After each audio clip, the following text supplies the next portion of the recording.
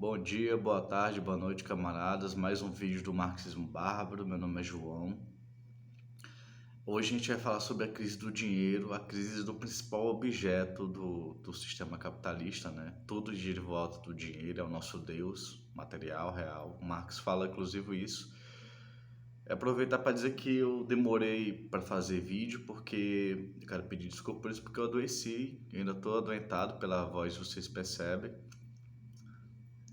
Mas a gente vai, acho que vai valer a pena a aula hoje, porque eu tô lançando uma versão completa do meu livro gratuitamente, que está aqui na descrição.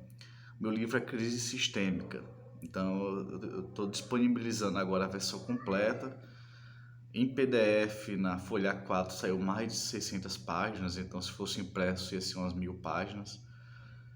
É a grande obra da minha vida, vamos dizer assim. De fato é até agora e durante muito tempo vai ser a grande obra da minha vida e eu quero dividir com vocês. Eu tentei unificar o marxismo, os diferentes marxismos,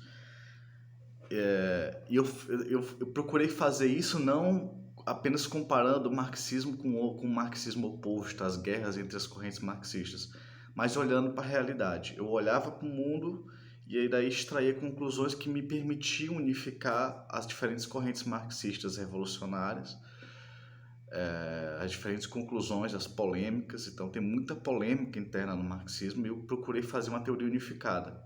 Mas não só observando as teorias em si, mas também observando a realidade. Então, A Crise Sistêmica é um livro sobre a crise do capitalismo e também a tentativa de fazer uma teoria unificada do marxismo.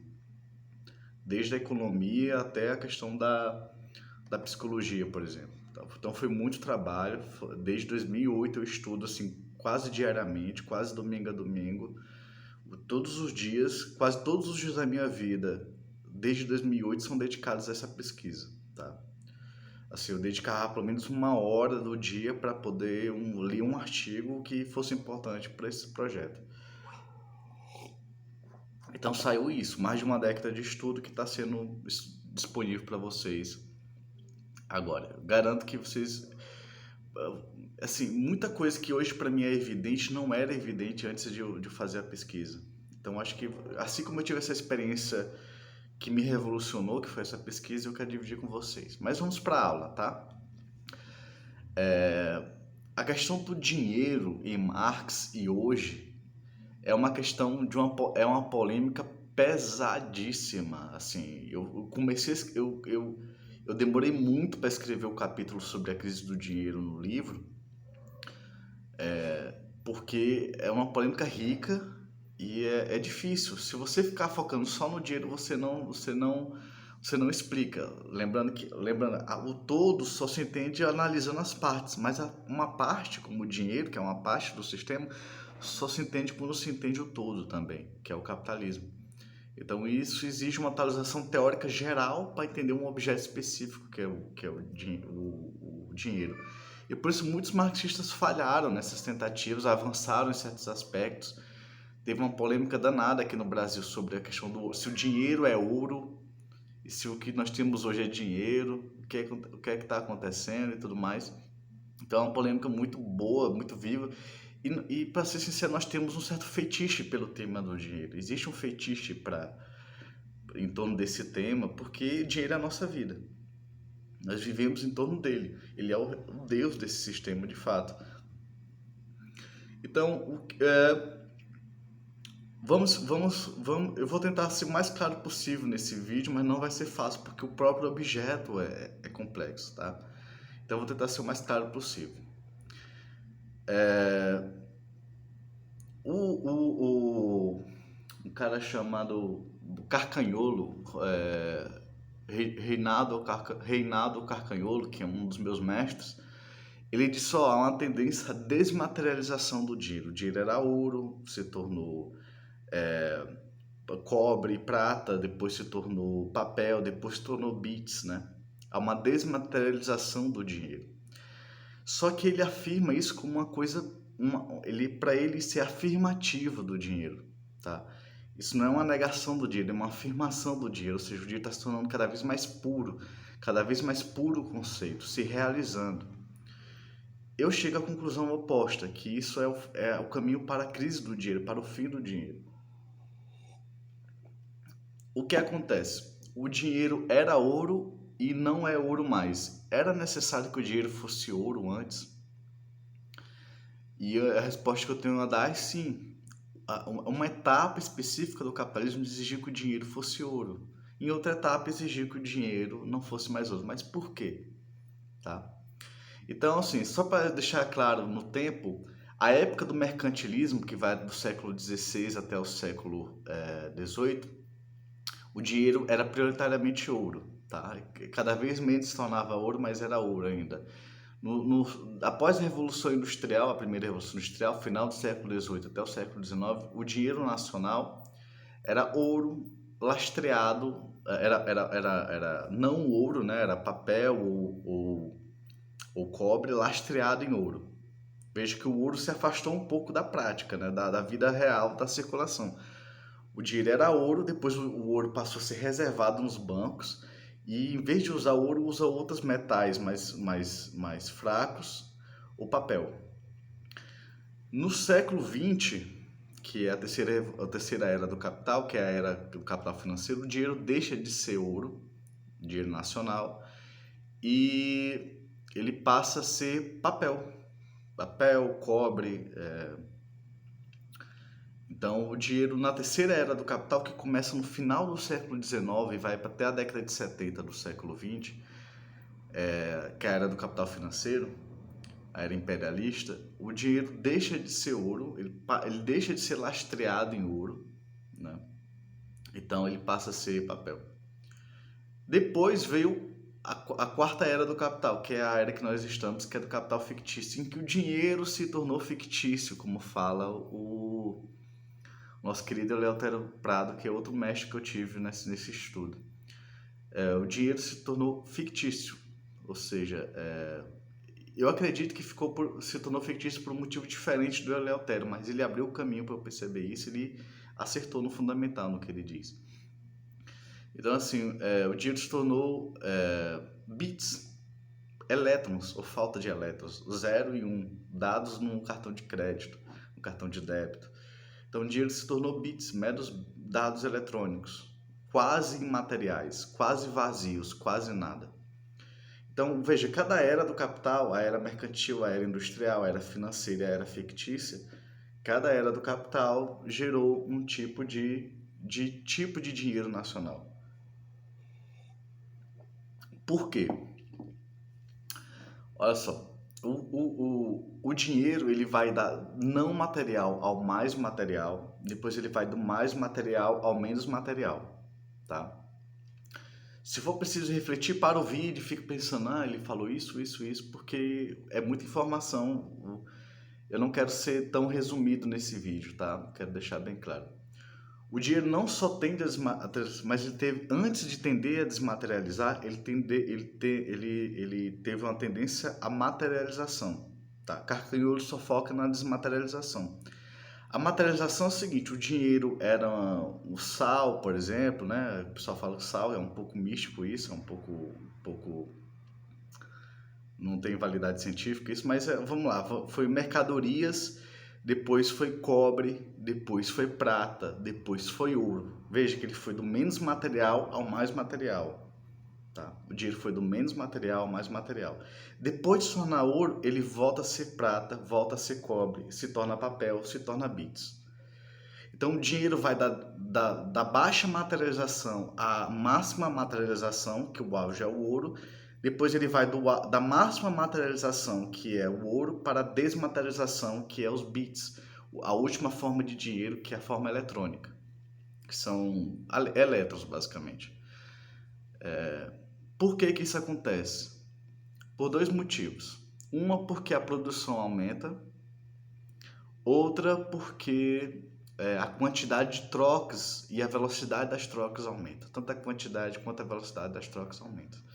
Então, o ouro foi necessário numa etapa específica do capitalismo, porque a quantidade de trocas e a velocidade das trocas exigia o ouro. Pelo mesmo motivo, a quantidade das trocas e a velocidade das trocas, o ouro passou a ser uma forma atrasada, desnecessária. Então ele passou a ser guardado, depois foi descartado, basicamente. Então o ouro foi necessário numa fase, e exatamente pelo aumento das trocas e o aumento da velocidade das trocas, que fez com que o ouro fosse a forma necessária do dinheiro, fez com que depois o ouro fosse a forma desnecessária. Causas iguais, mas em circunstâncias diferentes, levam a efeitos contrários, tá? Dialética pura. Então, assim, o aumento da quantidade de trocas, sendo bem resumido, o aumento da quantidade de trocas levou à formação da materialização do dinheiro, do ferro, do cobre até o ouro. E o mesmo aumento da quantidade de trocas, que continuou aumentando, foi do ouro até o bits. Isso é próprio da circulação, mas pelo menos no capitalismo isso também vale para a produção, porque o aumento da produção está ligado ao aumento da quantidade de trocas, com o aumento do comércio nacional e mundial e tudo mais. Então, o que é que diz o que é que reflete os marxistas e os não marxistas? O dinheiro hoje não tem lastro. Desde 1971, o dólar por ser um dinheiro mundial, ele tinha um caráter especial. Ele tinha que ser lastreado em ouro. Você trocava uma quantidade de dólares por uma quantidade de ouro no Banco Central dos Estados Unidos, tá? No Fed. Em 1971, o Fed disse: não vamos trocar mais dólar por ouro. Não vamos fazer essa troca mais. Agora o dólar vai valer por si mesmo. Isso levou muitos marxistas a dizer que o dinheiro hoje não tem lastro, tá? E isso está errado. Quando o governo americano decidiu botar colocar o dólar como uma moeda central, sem estar lastreado em ouro, ele fez acordos, né? Logo depois ele fez acordos em que só se poderia comprar petróleo de certos países através do dólar. Então, o dinheiro deixou de ser lastreado na mercadoria ouro e passou a ser lastreado no conjunto das mercadorias. Veja, o mundo das mercadorias se desenvolveu de tal forma que não precisou mais do ouro para se justificar. O dinheiro é lastreado no conjunto das mercadorias. E em especial no ouro negro, né? O ouro negro, que é o petróleo. Então, quando o dólar passou a ser a condição para comprar petróleo em alguns países, assim o governo garantiu o lastro. É um lastro indireto, um lastro informal, que tem que ser teoricamente descoberto, mas é um lastro. Você só conseguir comprar muitas mercadorias através do dólar americano, né? Porque os americanos consumiam muito e produziam muito. Então, é natural que o dólar seja a grande moeda, pela produção e pelo consumo. Mas, ao mesmo tempo, ele só podia comprar petróleo se fosse através do ouro negro, né? do dólar. Isso cria uma relação de lastro. O que há de verdade no erro de dizer que o dinheiro não tem lastro? O que há de verdade nisso? É que o dinheiro realmente se tornou mais desmedido, sem medida.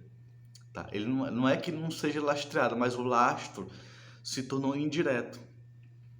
Então, desde a década de 50, gente, a inflação rola solta.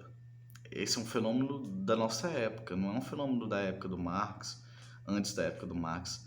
A inflação rolando solta, no meu livro tem lá o gráfico, assim, você tem uma inflação estável, tendendo à deflação, e de repente na década de 50 dispara o gráfico faz um acento, né? Em que os produtos no atacado e no varejo disparam, literalmente disparam o preço. Então, todo ano a gente tem que ter uma atualização do salário mínimo, porque os preços sobem, isso é um fenômeno novo. Antes a tendência era de uma certa inflação, mas com deflação também. Não que não exista deflação hoje, a Europa teve, mas a tendência de longo prazo é de uma inflação artificial por excesso de dinheiro. Então, é empiricamente demonstrado que a perda de lastro, essa criação de moeda, pelos bancos e pelo Banco Central e pelo Estado, gera uma desmedida, gera um processo inflacionário constante. Isso tem muitas consequências. Essa perda de medida, né? Existe o lastro, você percebe que o lastro está sendo agredido através da inflação, de alguns tipos de inflação. Fazendo um parênteses aqui, inflação não é só excesso de moeda, isso é teoria porca dos bancos, tá? Inflação pode ter N motivos, tá? Vários motivos para inflação, um deles é um excesso de moeda, tá? E esse de longo prazo que a gente observa é desde que se perdeu o lastro, tá? Desde que se perdeu o lastro em ouro, começou um processo de hiperinflação, tá? O dinheiro hoje, ele é um nada que porém é tudo. Eu repito, ele é um nada que é porém um tudo, ou quase nada, né? Ele é mero dado eletrônico, bits. Ou seja, o banco e o Banco Central pode criar dinheiro à vontade, teoricamente. Lógico, uma hora o lastro, na realidade, no mundo das mercadorias, vai cobrar o preço, como inflação e tal, se exagerar a criação de dinheiro. Vai gerar crise por pleno emprego. Pleno emprego é crise, eu não vou entrar em destaque aqui, mas a economia aquecida, muito aquecida, é ruim para o capital, tá? Eu só vou afirmar, não vou explicar, porque isso já tem outros vídeos sobre isso. Eu já tratei disso em outros vídeos. Então, uma economia aquecida por um excesso de moeda gera aumentos salariais, perda de lucro. Então, o lastro cobra o preço, mas ele é indireto, ele é mais indireto, tá? Por exemplo, os Estados Unidos praticou a criação de moeda nos últimos anos. A inflação que a gente está tendo nos Estados Unidos não é propriamente por causa de excesso de moeda, mas gerou pleno emprego e os trabalhadores estão rebeldes, estão aumentando seus salários, e se aumenta o salário, tira do lucro, e está uma economia aquecida, há muitas empresas concorrendo, tem que falir algumas empresas para outras prosperarem, então o dinheiro é um nada que é tudo, então ele pode ser, como ele se tornou vulgar, pode ser criado, destruído à vontade, ele entrou em crise, tá? Na época do Marx, assim, um pouco antes da época do Marx, na verdade, se tinha bem claro que o dinheiro era endógeno, tá? Você, na mina, no Brasil, por exemplo, em Minas Gerais, você tirava o ouro da terra, com esse ouro você comprava novos equipamentos, novos insumos e contratava trabalhadores. Aí esse ouro que era tirado na mina passava a circular no mercado mundial, certo? O dinheiro era endógeno, você transformava ouro em dinheiro assim que tirava ele da terra, tá? Porque você usava ele para comprar máquinas novas, insumos novos, trabalhadores e tudo mais. Então o ouro ia assim para circulação, mas sem deixar de ser endógeno, ou seja, sem deixar de ser próprio da economia, o dinheiro se tornou cada vez mais exógeno, cada vez mais exógeno. Não é que ele mas ele é cada vez mais exógeno, pelo menos na aparência. Então o dinheiro se tornou artificial. Veja bem, porque o sistema é artificial, o Estado mantém artificialmente o dinheiro. O Estado mantém artificialmente tanto o sistema quanto o dinheiro. O sistema já não se sustenta sobre seus pés, tá? Então, artificialmente, o dinheiro está sendo mantido. Artificialmente. Ou seja, você cria e descria dinheiro à vontade, você cria uma relação artificial. O dinheiro pede para não existir, de tão imaterial que ele é, quase imaterial. Então, a digitalização do dinheiro, que torna ele fácil de criar e destruir, demonstra a artificialidade do sistema, a artificialidade do dinheiro, tá? E a necessidade de passar por uma outra forma de distribuição de riqueza que não envolva a mediação do dinheiro.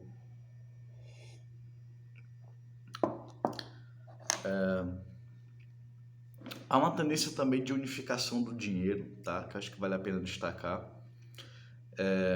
Por quê? Por que o euro surgiu? Porque é preciso, as mercadorias precisam sair das barreiras nacionais, e aí uma tendência à unificação monetária antes do dinheiro deixar de existir, que é próprio da própria alta produtividade do mercado mundial, né?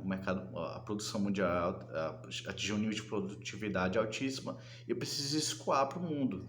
E para facilitar esse escoamento do dinheiro mundial, das mercadorias, quer dizer, precisa de um dinheiro mais unificado. Acho que isso é bem claro de entender, é bem simples, tá? Duas informações. No socialismo, o capitalismo, eu tenho uma das teorias do meu livro é o seguinte: o capitalismo é um sistema econômico, mas ao mesmo tempo ele é transição entre um mundo dividido em classes e um mundo não dividido em classes, tá? O capitalismo é um sistema, mas ao mesmo tempo ele é quase uma mera transição, ao mesmo tempo ele é uma transição entre as sociedades de classes e a sociedade socialista. O capitalismo é transitório, ele é apenas uma transição de uma etapa para outra, ao mesmo tempo que ele é um sistema. Isso é uma atualização em relação ao marxismo que eu apresento no livro, que eu desenvolvo o argumento melhor, tá? Aqui eu vou ser mais direto. Isso quer dizer que o cartão, essa coisa tão vulgar quanto o cartão de crédito e débito, ele dá o caminho para o socialismo. Por quê? Porque com cartão de débito e crédito, você pode, no socialismo, dizer assim, ó, eu tirei tanto do estoque do bairro, né? Cada bairro vai ter seu estoque de produtos e a central da internet lá no comando central saberá quanto falta de cada produto, de mercadoria não, de produto, sabe? Então, o cartão de débito e crédito e a vulgaridade que é o dinheiro hoje, esse quase nada que é o dinheiro hoje, esse nada que é tudo, faz com que seja simples o fim do dinheiro no socialismo. Por quê? Porque você vai com dados que você tem no seu cartão de que você trabalhou, estudou, que você foi útil para a sociedade, você tira os produtos que estão no estoque do bairro, tá? E aí, tirando os produtos, você manda uma informação para os supercomputadores centrais de que tanto de um produto foi retirado dos estoques. Então você iguala a oferta e demanda e você permite um equilíbrio na sociedade onde não há falta, nem excesso nem falta. Esses dados não são dinheiro, não são mais dinheiro, porque eles não circulam e não se acumulam. Como eles não circulam e não se acumulam nas mãos de um empresário, eles não são dinheiro, eles só são dados que mandam para o central de comando que é preciso repor um produto que foi retirado dos estoques. Há ainda um outro sentido de socialista no dinheiro. Veja, uma coisa tão evidente como um cartão de débito e crédito, uma coisa tão simples, é mediado, ele tem uma coisa por trás dele. Ele já avisa que pode vir o socialismo. Outro exemplo disso é a dívida, tá?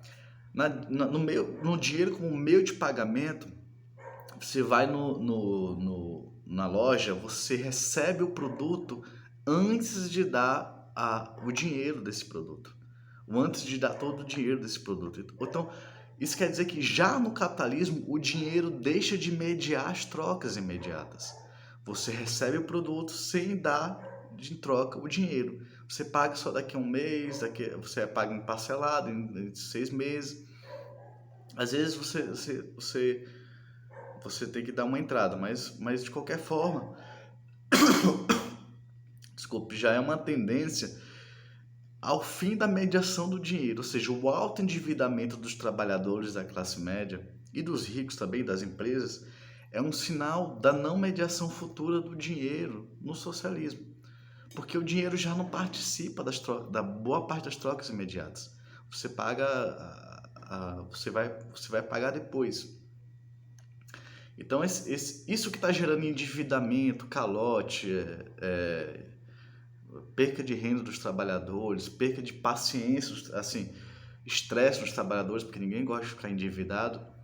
Esse endividamento das empresas e das famílias é um sinal do socialismo. Por quê? Porque nas trocas, você troca apenas produto. Você vai lá, recebe o produto e não dá o dinheiro imediatamente. Você dá depois. E essa não mediação do dinheiro é sinal da não mediação do dinheiro no socialismo. Então, dentro do capitalismo, já se está antecipando uma tendência, que é a tendência socialista de não haver dinheiro. Tá? Isso se expressa em forma de dívida, de forma deformada no capitalismo, mas é um sinal de que o sistema está maduro. Então, o tema eu acertei a conta do café, tá maravilhoso o café. Um pouco de distração aqui pra gente, já que a aula tá ficando longa. Eu acertei a mão no café e tá uma maravilha. Mas olha só, fica o convite para ler o livro A Crise Sistêmica. Foi muito trabalho, muita dedicação. Tive gente que me ajudou também, que felizmente não pôde agradecer. Então, assim, foi muito dedicação diária mesmo, assim. Dedicação diária. Quando eu ia me distrair, assim, cansei de estudar, eu ia assistir uma palestra marxista para poder entender melhor o mundo. Até minhas distrações eram voltadas para esse livro, em forma de assistir palestras, assistir aulas e tudo mais.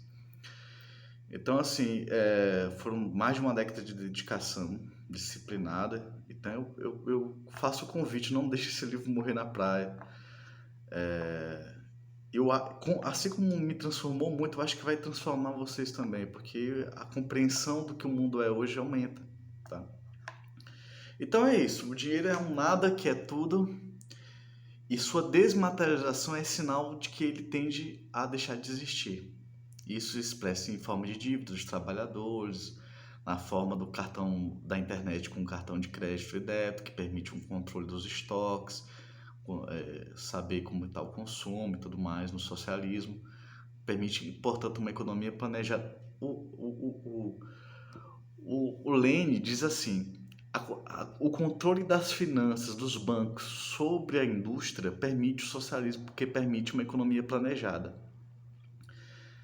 Mas ele esqueceu a circulação. Então, o controle atual dos bancos sobre a circulação, a mera troca, a mera venda e compra, e a forma do endividamento e tal, de cartão de crédito, o controle dos bancos também sobre a circulação, sobre a distribuição, sobre o capital comercial, sobre as trocas, a simples troca de dinheiro, também é uma base do socialismo que Lenin não viu, tá? Lenin não tinha como ver. E agora nós temos todas as condições para uma economia planejada, porque nós temos como organizar os estoques de consumo para não haver nem subprodução nem superprodução, tá? Essas são minhas propostas de solução para a polêmica do dinheiro. O dinheiro teve que ser ouro numa fase do capitalismo e ele foi progressivamente sendo substituído, deixando de ser ouro, tá?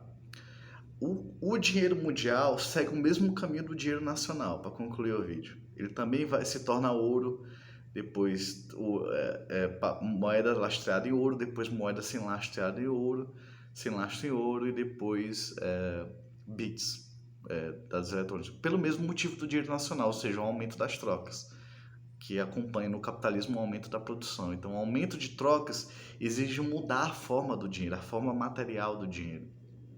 Para que as trocas mantenham sua velocidade e sua quantidade, a quantidade maior de trocas exige mudar o perfil do dinheiro. Exige o dinheiro eletrônico, exige numa outra fase o ouro, numa outra fase o papel e tudo mais. Então é isso. Eu espero não ter esquecido nada. É um capítulo enorme no livro, o capítulo 5. Então fica um convite para vocês, tá bom?